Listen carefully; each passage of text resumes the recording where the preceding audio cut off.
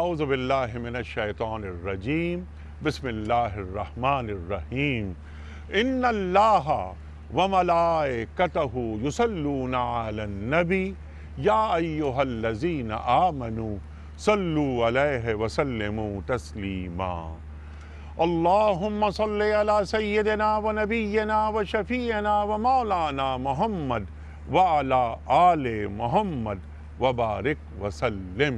محترم خواتین و حضرات، السلام علیکم۔ روح رمضان کے ساتھ ایک بار پھر حاضر میں ہوں، آپ کا میزبان انیق احمد۔ روزانہ آپ کی خدمت میں حاضر ہو رہے ہیں اور انشاءاللہ تعالی پورے ماہ مبارک میں ہم روزانہ آپ کی خدمت میں حاضر ہوتے رہیں گے اپنے ملک کے جید علماء کے ساتھ، اور سیکھتے رہیں گے قرآن کریم کے نکات، کیونکہ یہ ماہ مبارک ہے ہی نزول قرآن کا مہینہ۔ خواتین و حضرات، آج کا ہمارا موضوع، روزانہ ہم ایک موضوع لاتے ہیں، اس پر بات کرواتے ہیں، موضوع بھی تبدیل ہوتا ہے اور ہمارے علماء بھی تبدیل ہوتے رہتے ہیں۔ آج کا ہمارا موضوع ہے توبہ۔ اللہ کے رسول صلی اللہ علیہ وآلہ وسلم فرماتے ہیں کہ ہر انسان خطا کار ہے، لیکن بہترین خطا کار وہ ہوتا ہے جو خطا کے فوری بعد توبہ کر لیتا ہے۔ توبہ کیا ہے؟ توبہ روح کا غسل ہے۔ خواتین و حضرات، توبہ کسے کہتے ہیں؟ توبہ کے معنی کیا ہیں؟ مفہوم کیا ہے؟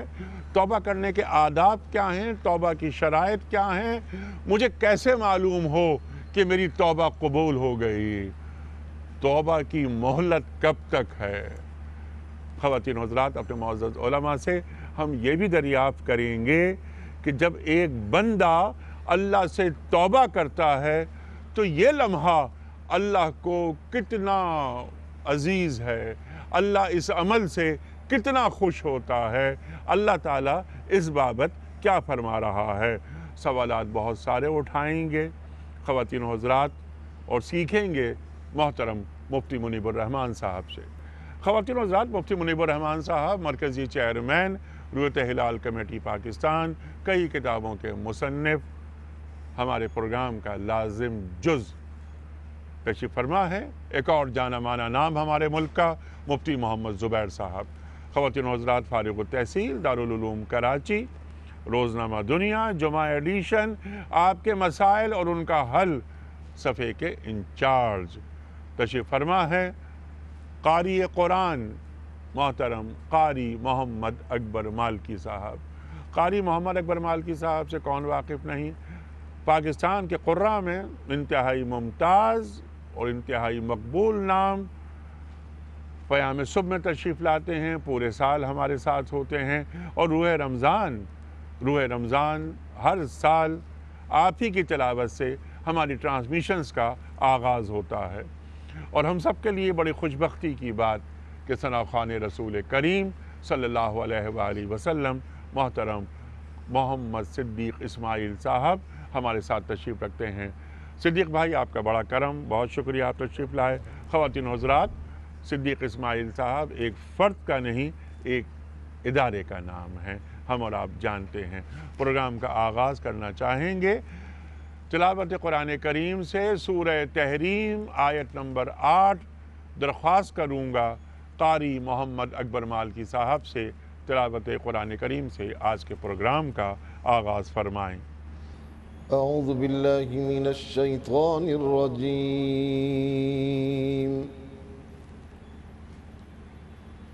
بسم اللہ الرحمن الرحیم۔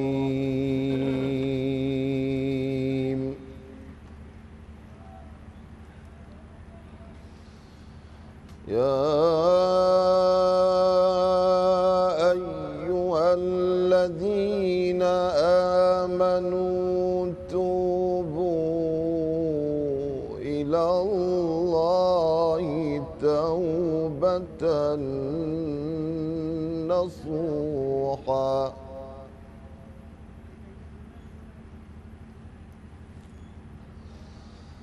عسى ربكم أن يكفر عنكم سيئاتكم ويدخلكم جنات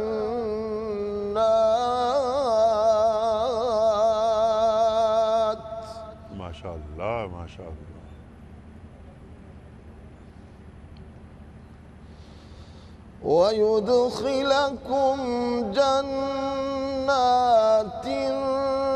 تجري من تحتها الأنهار يوم لا يخزي الله النبي ما شاء الله يوم لا يخزي الله النبي والذين آمنوا معه الله نورهم يسعى بين أيديهم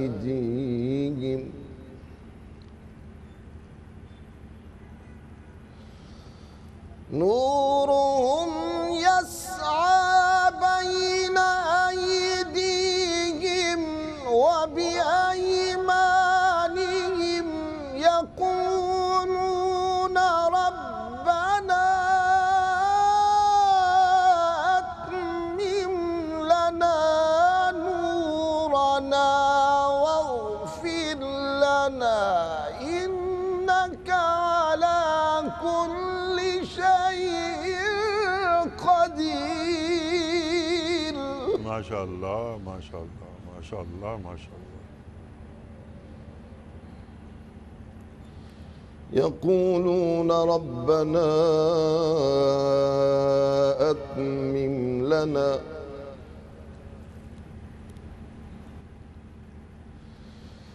يقولون ربنا أتمم لنا نورنا واغفر لنا إنك على كل شيء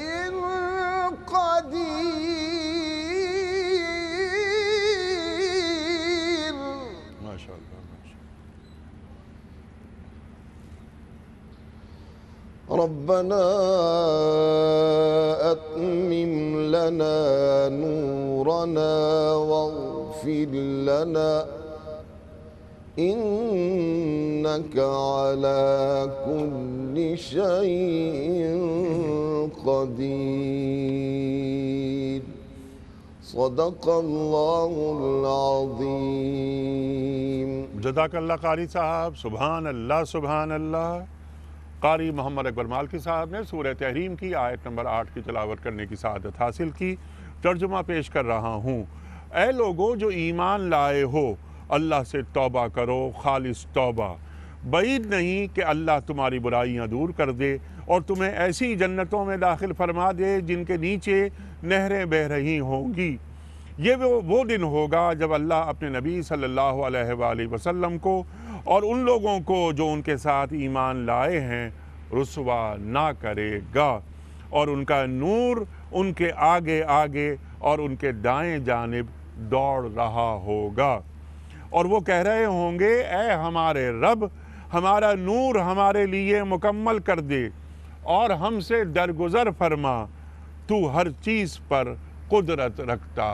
ہے صدق اللہ العظیم خواتین و حضرات ایک بریک کی طرف جا رہے ہیں بریک سے واپس آئیں گے اور قاری محمد صدیق اسماعیل صاحب سے گزارش کریں گے نعت رسول مقبول صلی اللہ علیہ وآلہ وسلم کے لیے ایک چھوٹا سا بریک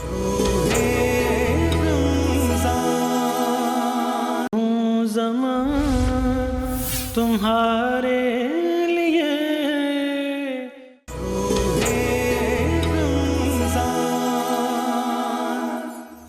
ویلکم بیک خواتین و حضرات روح رمضان میں ایک بار پھر خوش آمدید آج کا ہمارا موضوع توبہ آپ اور ہم جانتے ہیں کہ روح رمضان میں ہم روزانہ حاضر ہوتے ہیں اپنے ملک کے جید علماء کے ساتھ اور ایک موضوع کوئی نہ کوئی موضوع ضرور ہوتا ہے جس پر ہم سیکھتے ہیں قرآن کریم سے قریب آنے کی کوشش کرتے ہیں وقت ہے نعت رسول مقبول صلی اللہ علیہ وآلہ وسلم کی سماعت کا محترم محمد صدیق اسماعیل صاحب کا یہاں تشریف فرما ہونا ایک بڑی نعمت سے کم نہیں صدیق بھائی عطا فرمائیے صلی علی نبینا صلی علی محمد اب میری نگاہوں میں اب میری نگاہوں میں جچتا نہیں کوئی اب میری نگاہوں میں اب میری نگاہوں میں جچتا نہیں کوئی جیسے میرے سرکار ہیں جیسے میرے سرکار ہیں ایسا نہیں کوئی جیسے میرے سرکار ہیں سرور کہوں کہ مالک و مولا کہوں تجھے باغ خلیل کا گل زیبا کہوں تجھے تیرے تو وصف عیب تناہی سے ہے بری حیران ہوں میرے شاہ میں کیا کیا کہوں تجھے لیکن رضا نے ختم سخن اس پہ کر دیا کہ خالق کا بندہ خلق کا آقا کہوں تجھے جیسے میرے سرکار ہیں ایسا نہیں کوئی جیسے میرے سرکار ہیں تم سا تو ہنسی آنکھ نے دیکھا نہیں کوئی تم سا تو ہنسی آنکھ نے دیکھا نہیں کوئی یہ شان لطافت ہے یہ شان لطافت ہے کہ سایہ نہیں کوئی جیسے میرے سرکار ہیں وَأَحْسَنُ مِنْ قَلَمْتَرَ قَطْ عَيْنِي كَأَنَّكَ قَدْ خُلِقْتَ كَمَا تَشَاءُ خُلِقْتَ مُبَرًّا مِنْ كُلِّ عَيْبٍ كَأَنَّكَ قَدْ خُلِقْتَ كَمَا تَشَاءُ جیسے میرے سرکار ہیں ایسا نہیں کوئی جیسے میرے سرکار ہیں، ایسا نہیں کوئی اب میری نگاہوں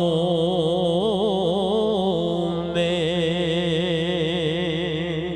جزاک اللہ صدیق اسماعیل صاحب، سبحان اللہ۔ مفتی صاحب آپ سے آغاز کرتے ہیں، ہمیں بتا دیجئے، سمجھا دیجئے توبہ کے معنی کیا ہیں، توبہ کی حقیقت کیا ہے، کیا سرکشی سے باز آ جانا اور طریقہ بندگی پر دوبارہ گامزن ہو جانا؟ ارشاد۔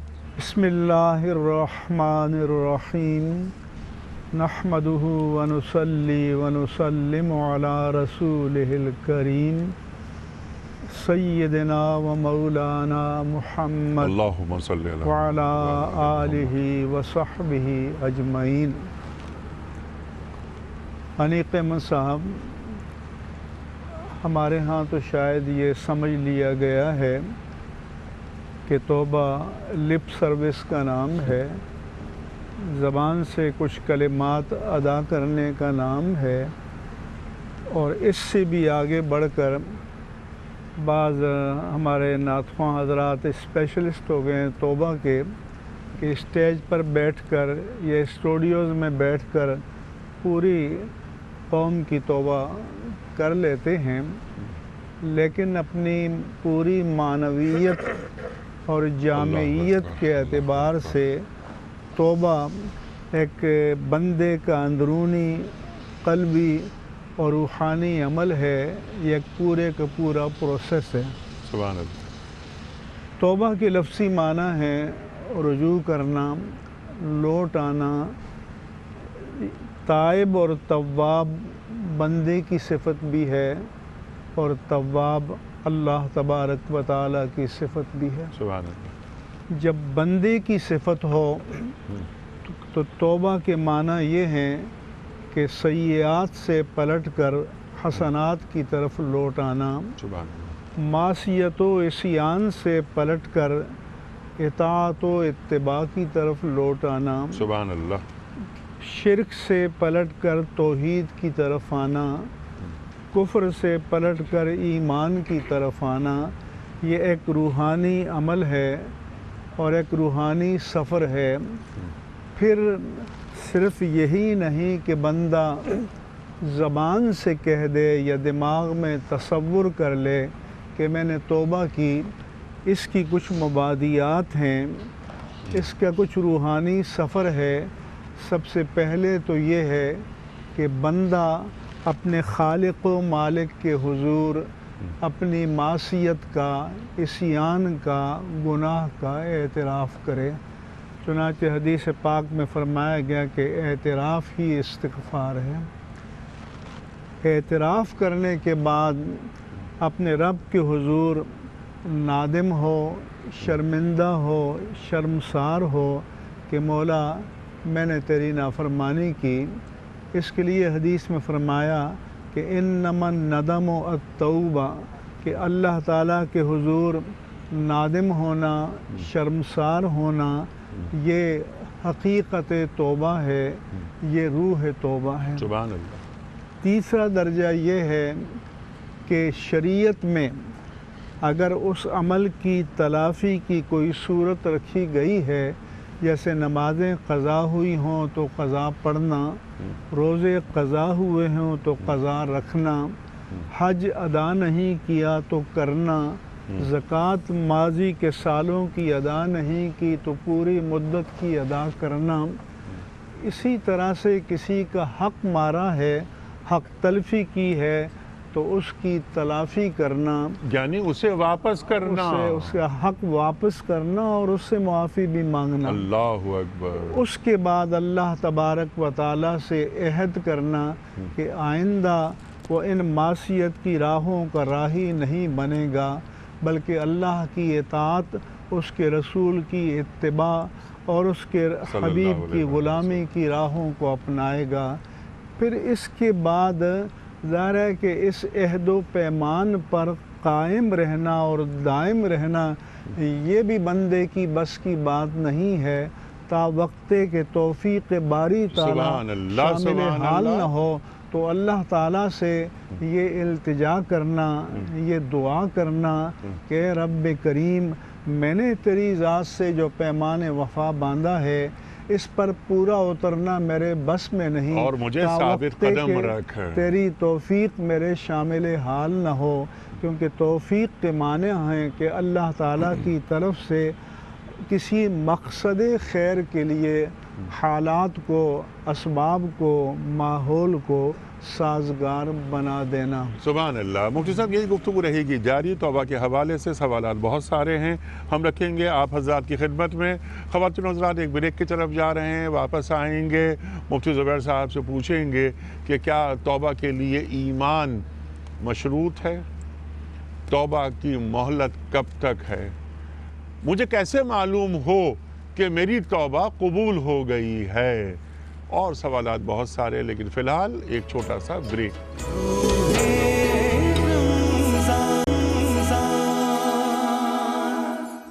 ویلکم بیک خواتین و حضرات، روح رمضان میں ایک بار پھر خوش آمدید۔ ملک کے جید علماء تشریف فرما ہے، محترم مفتی منیب الرحمان صاحب، مفتی محمد زبیر صاحب، قاری قرآن محمد اکبر مالکی صاحب، ثنا خوان رسول کریم صلی اللہ علیہ وآلہ وسلم محترم محمد صدیق اسماعیل صاحب۔ موضوع ہمارا توبہ، بنیادی گفتگو محترم مفتی منیب الرحمان صاحب نے عطا فرمائی، اسی بات کو آگے بڑھا رہے ہیں۔ مفتی زبیر صاحب، توبہ کی تعریف، حقیقت، ایک لفظ اور استعمال کیا مفتی صاحب نے، استغفار۔ توبہ اور استغفار میں کیا فرق ہے؟ توبہ کی شرائط کیا ہیں اور توبہ کو مؤثر بنانے کے طریقے کیا ہیں؟ وَلَمْ يُصِرُّوا عَلَى مَا فَعَلُوا، اس ارشاد۔ بسم اللہ الرحمن الرحیم، نحمدہ ونصلی علی رسول الکریم، اما بعد۔ توبہ کا لفظی اور لغوی معنی تو یہی ہے کہ لوٹ آنا، رجوع کرنا اور نافرمانی اور گناہ سے اپنے آپ کو پلٹ کر اللہ کی طرف متوجہ کر لینا، یکسو ہو جانا، یہ اس کا لفظی اور لغوی معنی ہے۔ اور جہاں تک تعلق ہے، جیسا کہ آپ نے وقفے سے پہلے کہا تھا کہ کیا توبہ کے لیے ایمان شرط ہے یا نہیں، تو توبہ کی دو قسمیں ہوتی ہیں بنیادی طور پر۔ ایک کفر سے توبہ ہے، تو وہ ظاہر ہے کہ کفر سے توبہ کے لیے انسان کافر ہوتا ہے تو وہ رجوع اللہ کر لیتا ہے، تو اس توبہ کی شکل ایمان بنتی ہے، سبحان اللہ۔ وہ ایمان کی شکل میں توبہ پر آ جاتا ہے اور توبہ کر لیتا ہے۔ اور ایک توبہ ہوتی ہے جو گناہوں سے، وہ مسلمان کا معاملہ ہوتا ہے کہ وہ گناہوں سے، عصیان، نافرمانی سے، سرکشی اور بغاوت سے اللہ کی طرف رجوع کرتا ہے اور اب وہ اللہ رب العزت کے آغوش رحمت کے اندر آتا ہے۔ آپ نے فرمایا توبہ کی شرائط، اس سلسلے میں بہت مختصر جواب، حاضر میں، موجودہ، پریزنٹ، اس ٹائم اس گناہ کو آپ نے ترک کیا ہوا ہو، اس گناہ کو آپ نے چھوڑا ہوا ہو، یہ بہت اہم اور بنیادی شرط ہے۔ وجہ اس کی یہ پلر ہے، عام طور پر لوگ گناہ بھی کرتے رہتے ہیں، ساتھ میں توبہ توبہ بھی، بد نظری ہو رہی ہے اسی دوران میں توبہ توبہ بھی، حرام خوری ہو رہی ہے توبہ توبہ بھی، رشوت نہیں چھوڑ رہا، سود خوری نہیں چھوڑ رہا، گناہ نہیں چھوڑ رہا، اور پھر ٹیبل ٹاک کے اندر بیٹھے گا توبہ استغفار توبہ استغفار۔ یہ توبہ اور استغفار جس طرح کی کر رہا ہے، اس پر بھی توبہ اور استغفار کی ضرورت ہے۔ تو پہلی شرط، جیسا کہ امام غزالی اور دیگر اولیاء کرام نے لکھا ہے، پہلی بنیادی شرط یہ کہ جس گناہ سے آپ توبہ کرنا چاہ رہے ہیں اس گناہ کو ترک کر دیں، چھوڑ دیں۔ دوسری شرط، ماضی میں کیے ہوئے اس کام پر ندامت ہو، شرمندگی ہو۔ سبحان اللہ۔ تیسری بنیادی شرط یہ کہ آئندہ وہ گناہ نہ کرنے کا توانا، پختہ، مضبوط عزم اور مضبوط ارادہ ہو۔ ٹھیک۔ یہ تین بنیادی شرائط۔ اب آپ نے سوال کے اندر پوچھا توبہ مؤثر کیسے ہوتی ہے؟ Very good question. میں یہاں پر ایک بات کہنا چاہتا ہوں، قرآن کریم کا آپ مطالعہ کر لیں۔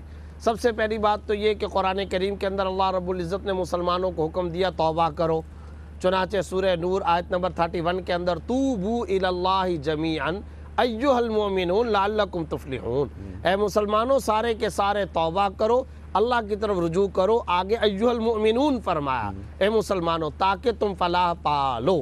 ایک تو اللہ رب العزت نے یہ حکم دیا ہے، اور پھر یاد رکھیے توبہ کرنے کے نتیجے میں تمہیں متاع حسن ملے گی، سبحان اچھی شاندار اور عمدہ زندگی ملے گی۔ توبو الیہ یمتعکم متاعا حسنا، اللہ رب العزت فرما رہے ہیں توبہ کرو، اللہ تم کو اچھی اور عمدہ زندگی عطا کرے گا، حیات طیبہ ملے گی، تقوی کی زندگی ملے گی توبہ کرنے سے۔ کیا اچھا پوائنٹ کہ توبہ کرو تاکہ تمہیں اچھی زندگی اچھی نصیب مل جائے۔ ہو۔ جی ہاں، خواتین و حضرات، قرآن کریم فرما رہا ہے توبہ اور استغفار میں کیا فرق ہے۔ یہ ہم بریک سے واپس آنے کے بعد مفتی منیب الرحمان صاحب کی خدمت میں سوال رکھیں گے۔ سوالات بہت سارے ہیں، توبہ کو مؤثر بنانے کی کوشش کس طرح ہو، کیا ہم جب توبہ کریں تو اس وقت کچھ صدقات خیرات بھی کر دیا کریں، یہ ہمیں بتائیں گے مفتی منیب الرحمان صاحب ایک بریک کے بعد۔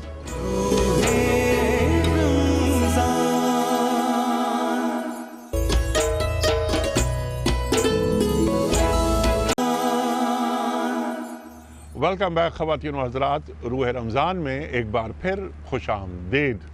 ملک جید علماء تشریف فرما ہے، موضوع ہمارا توبہ۔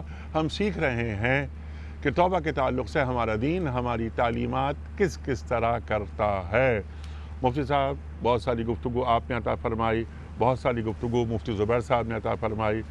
توبہ اور استغفار دونوں میں کیا فرق ہے، ارشاد فرمائیے۔ ایک تو آپ نے یہ سوال کیا تھا کہ کیسے معلوم ہو کہ توبہ قبول ہوئی۔ جی ہاں، تو اللہ نے فرمایا کہ انما التوبۃ علی اللہ للذین یعملون السیئات ثم یتوبون من قریب اولئک یتوب اللہ علیہم، کہ اللہ نے ان لوگوں کی توبہ قبول کرنا اپنے ذمہ کرم پر لے رکھا ہے کہ جو بتقاضۂ بشری گناہ کر بیٹھیں لیکن یوں ہی احساس ہو تو بلا تاخیر توبہ کر لیں۔ سبحان یہ نہیں ہے کہ احساس بھی ہو اور معصیت کو کیری آن بھی کریں تو یہ پھر اس بات کی علامت ہے کہ توبہ قبول نہیں ہوئی۔ ٹھیک، وَلَيْسَتِ التَّوْبَةُ لِلَّذِينَ يَعْمَلُونَ السَّيِّئَاتِ حَتَّى إِذَا حَضَرَ أَحَدَهُمُ الْمَوْتُ قَالَ إِنِّي تُبْتُ الْآنَ، ان لوگوں کی توبہ قبول کرنا اللہ نے اپنے ذمہ کرم پر نہیں لیا کہ جو برائی کرتے چلے جاتے ہیں پوری زندگی کو معصیت سے آلودہ کر دیا ہے، جب موت سر پہ آ کھڑی ہو تو پھر کہے کہ اب میں توبہ کرتا ہوں، ان کی توبہ قبول نہیں ہوگی۔ وَلَلَّذِينَ يَمُوتُونَ وَهُمْ كُفَّارٌ، اور ان کی بھی نہیں ہوگی جن کی توبہ موت حالت کفر پر آئے۔ اب آپ نے پوچھا کہ توبہ اور استغفار میں کیا فرق ہے، تو توبہ تو یہ ہے کہ جب انسان نے معصیت کا احساس کر لیا کہ میں غلط راستے پر جا رہا تھا تو پلٹ کر سیدھے راستے پر آیا، تو پیچھے جو بوجھ لادا ہوا ہے اس کو لادے چلے جانا ہے یا اس کو اپنے سر سے اتارنا ہے۔ تو پھر بہتر تو یہ ہے کہ اس راہ پر ہلکا پھلکا چلے، سبحان اس اللہ۔ بوجھ کو سر سے اتارے اور اللہ کی بارگاہ میں استغفار کرے کہ یا اللہ اب تو میں تیرا ہو گیا، لیکن جو میری زندگی کا حصہ تیری نافرمانی میں گزرا اس بوجھ سے تو مجھے نجات دے دے۔ سبحان اللہ۔ مفتی صاحب آپ ہمیں یہ بھی سکھا دیجئے کہ جب ایک بندہ اللہ سے توبہ کرتا ہے تو اللہ تعالیٰ کو کتنی خوشی ہوتی ہے۔ حدیث پاک میں آتا ہے کہ بندہ جب اللہ کی بارگاہ میں توبہ کرتا ہے تو اللہ تعالیٰ اتنا خوش ہوتا ہے کہ فرض کریں کہ ایک آدمی کے پاس ایک سواری ہے، اس پر اس کا سارا زاد راہ سامان لدا ہوا ہے، چلتے چلتے کسی ریگستان میں کسی درخت کے سائے میں آرام کرنے کے بیٹھتا ہے اور اس کی آنکھ لگ جاتی ہے۔ جب آنکھ کھلتی ہے تو دیکھتا ہے کہ سواری مائع ساز و سامان کے غائب ہے۔ اب وہ سوچتا ہے کہ اب تو میری موت ہی سامنے ہے، کیونکہ خوراک پانی جو بھی زاد راہ تھا، جو سواری تھی وہ تو گم ہو گئی۔ جب تلاش کر کے نامراد ہو کر تھک ہار کر پھر آ کے بیٹھ جاتا ہے اور اس کی آنکھ لگ جاتی ہے अचानक आंख खुलती है तो क्या देखता है कि सवारी मए साजो सामान के सामने खड़ी है। उस वक्त उस पर खुशी का इतना गलबा होता है कि कहना तो ये चाहता है कि अल्लाहुम्मा अंत रब्बी व अना अब्दुक, कि अल्लाह तू मेरा रब है और मैं तेरा बंदा हूँ, लेकिन सबक़त लिसानी से कहता है अल्लाहुम्मा अंत अब्दी व अना रब्बुक माज़ल्लाह, कि अल्लाह तू मेरा बंदा है मैं तेरा रब हूँ। अल्लाह के रसूल ने फरमाया कि जितना खुशी का गलबा बंदे पर उस वक्त था, अल्लाह ताला इससे भी ज़्यादा खुश होता है जब उसका कोई गुमगश्ता बंदा पलट कर अल्लाह की बारगाह में सुभान अल्लाह, सुभान अल्लाह। ख़वातीन व हज़रात, यही गुफ्तगू फरहतन, सुभान अल्लाह, सुभान अल्लाह, सुभान अल्लाह। तो अल्लाह ताला से मुस्तकिल तौबा करते रहना चाहिए, इस्तिग़फ़ार पढ़ते रहना चाहिए। सरकार दो आलम सल्लल्लाहु अलैहि वसल्लम 70 मरतबा, दिन में 100 मरतबा इस्तिग़फ़ार पढ़ रहे हैं। और आप क्या फरमा रहे हैं? जब पूछा गया कि आप तो बख्शे बख्शाए हैं, अफला अकूना अब्दन शकूरा, और वो जो आपने कहा था कि लम युसिर्रु अला मा फ़अलू जी, तो इसरार एक तो ये ना कि बुराई करना, इसरार ये है कि उसको रिपीट करना, बार बार रिपीट करना। जवाज़ तो अल्लाह के रसूल ने ये भी करम फरमाया कि मा असर्रा मन इस्तग़फ़रा, जिसने अपनी पूरी मानवियत के साथ इस्तिग़फ़ार की और तो उसका इसरार नहीं रहा। अब अल्लाह से अहद करने के बाद आइंदा कभी भटकेगा और फिर तौबा कर ले तो वो मुसर्रीन में नहीं रहेगा। सुभान अल्लाह, सुभान अल्लाह। ख़वातीन व हज़रात, ये इस्तिग़फ़ार, अल्लाह ताला से मग़फ़िरत तलबी, ये तो अंबिया का शेवा। रब्बना ज़लमना अनफुसना व इल्लम तग़फ़िर लना व तरहमना लनकूनन्ना मिनल ख़ासिरीन। आदम अलैहिस्सलाम, रब्बे इन्नी ज़लमतु नफ़्सी फ़ग़फ़िरली फ़ग़फ़र लहू। मूसा अलैहिस्सलाम, ला इलाहा इल्ला अंता सुब्हानका इन्नी कुन्तु मिनज़ ज़ालिमीन। हज़रत यूनुस अलैहिस्सलाम। ख़वातीन व हज़रात, हम इस्तिग़फ़ार को अपना मामूल क्यों नहीं बनाते, ये बताएंगे हमें मुफ्ती मोहम्मद ज़ुबैर साहब, लेकिन एक ब्रेक के बाद।